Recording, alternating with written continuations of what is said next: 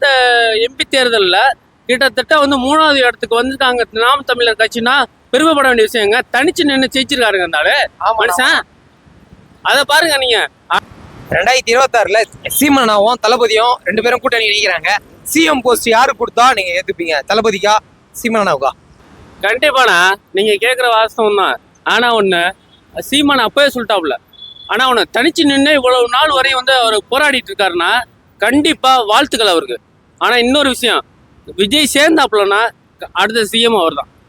அதுக்கு துணை சிஎம் வந்து நம்ம இளைய தளபதி தான், விஜய் தான். ஓகே. ஆனா அவர் சீமானா கேட்டதுக்கும் அப்படியே அழகா ஒரு பதில் சொல்றாங்க. கண்டிப்பா அவங்க அன்னைக்கே சொல்லியிருக்காங்க. அதுக்கு ஏத்த மாதிரி கரெக்டான பொசிஷனை 2 பேரும் ஒன்று சேர்ந்தா, எடப்பாடியாரா இருக்கட்டும், பழனிசாமியா இருக்கட்டும், இல்ல முக ஸ்டாலினா இருக்கட்டும், எல்லாருக்கும் போட்டிக்கு கண்டிப்பா வந்து நிற்பாங்க. அந்த தளபதிக்கு ரசிகர்கள் வந்து கோடிக்கணக்கில் லட்சம். ஆமா, ரசிகர்கள் இன்னைக்கு 62 லட்சம் அதே ரசிகர்கள் தான் இருக்காங்க. ஆமா, எவ்வளவு சீமானா ட்ரோல் பண்ணாலும் இல்ல இந்த எம்பி தேர்தல்ல கிட்டத்தட்ட வந்து 3வது இடத்துக்கு வந்துட்டாங்க நாம் தமிழர் கட்சினா பெருமைப்பட வேண்டிய விஷயங்க. தனிச்சு நின்று ஜெயிச்சிருக்காருங்க இருந்தாலே மனுஷன். அதை பாருங்க நீங்க. அடுத்து விஜயோட சேர்ந்தாருன்னா 100% அவர் தாங்க.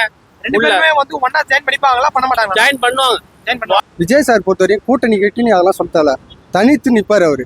தனித்து நின்னாலும் இப்போ 2026ல கூட்டணி கிட்டணும் அதெல்லாம் எனக்கு தெரியாது. 2026ல அவர் தான் கன்ஃபார்மா வருவார். கன்ஃபார்மா சொல்றேன். அதாவது நான் எப்படி இருந்தாலும் வந்து இவங்க 2 பேருக்குள்ள உள்ள பிரச்சனைனா, அதாவது இவங்க 2 பேருக்குள்ள வந்து, அதாவது விஜயும் நாம் தமிழர் ஒன்று சேர்ந்தாங்கன்னா கண்டிப்பா நிறைய இருக்கு. Okay okay okay okay. அதுல வந்து அவர் சொல்லியிருக்காரு. என்ன சொல்லியிருக்காருன்னா, துணை சிஎம் நான் கொடுக்குறேன் அப்படின்னு இருக்காரு. அப்ப அதாவது விஜய் வந்து வளரணும், நல்லா வரணும். அதாவது விஜயகாந்த் வளர்த்து விட்டு போனா புள்ள. ஆமா, அதனால கண்டிப்பா அவர் வெளியில வந்துட்டு மறுபடியும் மேல போனாப்புலன்னு வைங்களேன், சல்யூட் அடிக்கிறோம். ஓகே. விஜயகாந்த் அண்ணன் பேரை வந்து தளபதி காப்பாத்துறோம். ஆமா, அவர் வளர்த்து விட்ட புள்ள பேரை காப்பாத்துறோம். ஆமா, சிஎம் போட்டேன் ஃபர்ஸ்ட், துணை சிஎம் போட்டேன், அடுத்து சிஎம் போட்டேன்.